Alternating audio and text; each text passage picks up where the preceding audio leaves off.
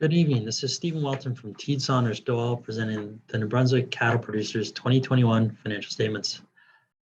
I will quickly go through the financial statements to provide some insight on the 2021 year end. If you have any questions following the presentation, please reach out to Brenda or myself via email, and we'll get back to you as soon as we can.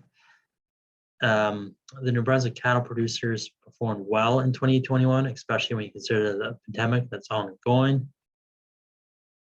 With that said, let's start the review of the financial statements, and we'll start on page 2, the statement of financial position, which I will bring up here in just 1 second.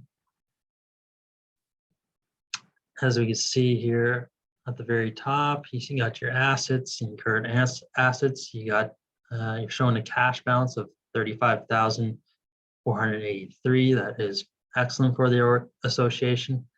That is a result of the net income this year, and as well, you can see that next line down, accounts receivable is only $66,000 versus $97,000 last year. So you guys did a better job collecting your receivables, which got money in your bank, and that's great for you guys.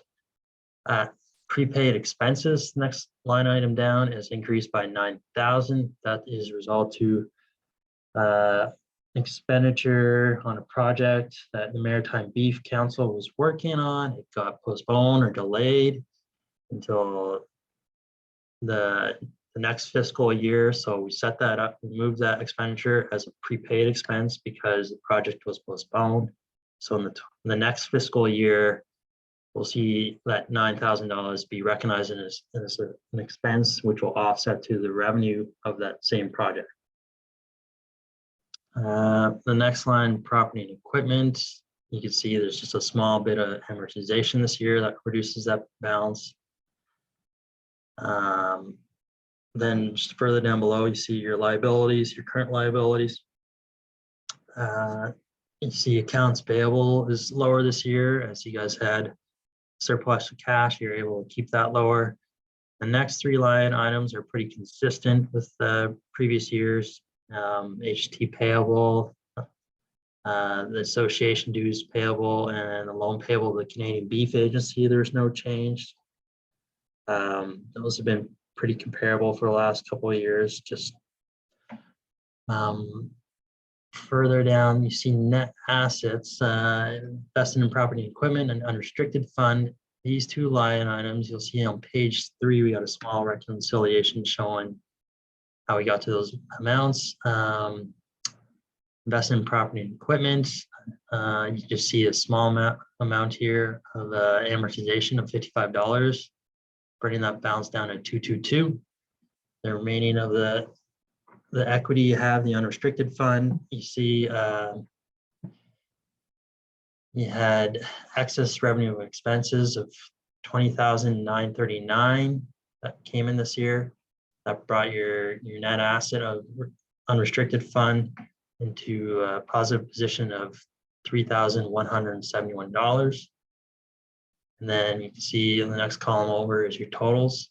So excellent job this year, getting back on track. Then we can see on page 4 your statement of operations or your income statement. As I mentioned earlier, your total revenues here were down. You got 143 versus 155,000. It's due to a little less activity, likely due to the COVID pandemic that occurred during that fiscal year. As a result of that, also your expenses were lower this year, which is great cost control management. As you can see, your administration fees are a little bit lower, and your contribution to the Maritime Beef Council, this is lower by $9,000. That again, it was in reference to the prepaid expense that we set up because the project was postponed till next fiscal year. The next few line items down, dealer commission, insurance, interest, bank charges, meetings, and miscellaneous. Those are all pretty comparable to previous years. Your national checkoff, marketing, research fees are a little lower this year due to a little less activity. And your big savings for the expenses this year would happen to be travel, as there's no travel during the pandemic. you saved about $6,000. So your total expenditures are much lower in 2021, as you see 119,000 versus 141,000.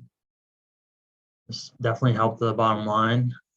As you see, your revenue over expenses from operations increased by $10,000.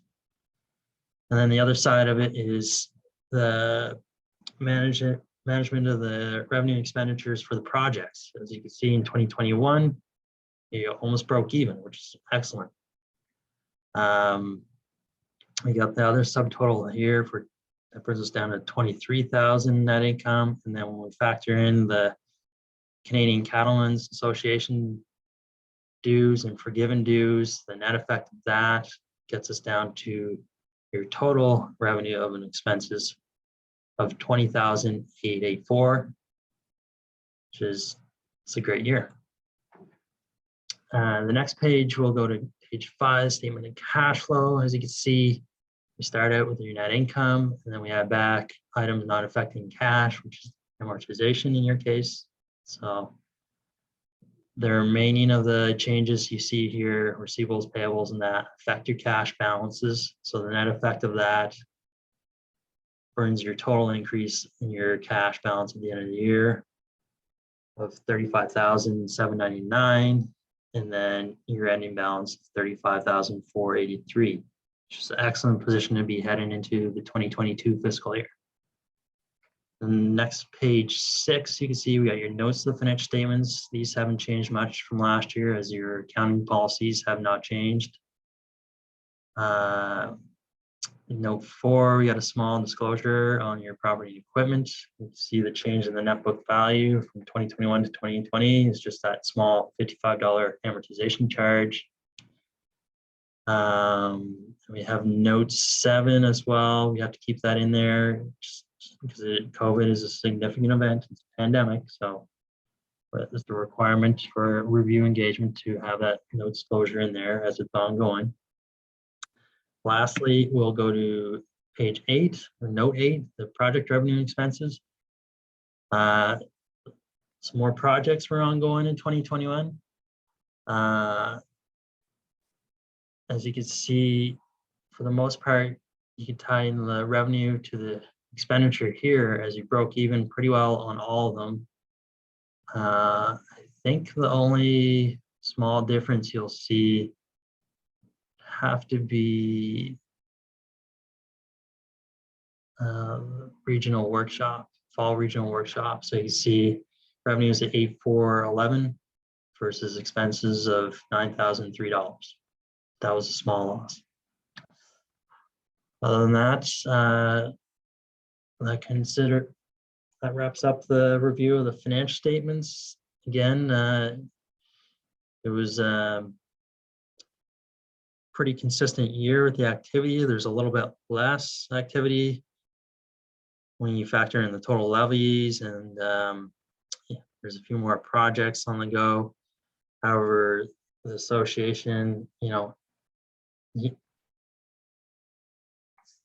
there's better cost management on the project side. I mean, that's perfect. You want to be within $1,000 break-even point on your projects, and your cash balance entering into the 2022 fiscal year. That's great going forward.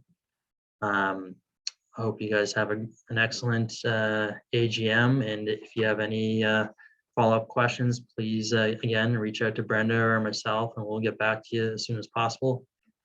Thank you for inviting me to present. I hope you guys stay safe and have a great evening. Thanks again.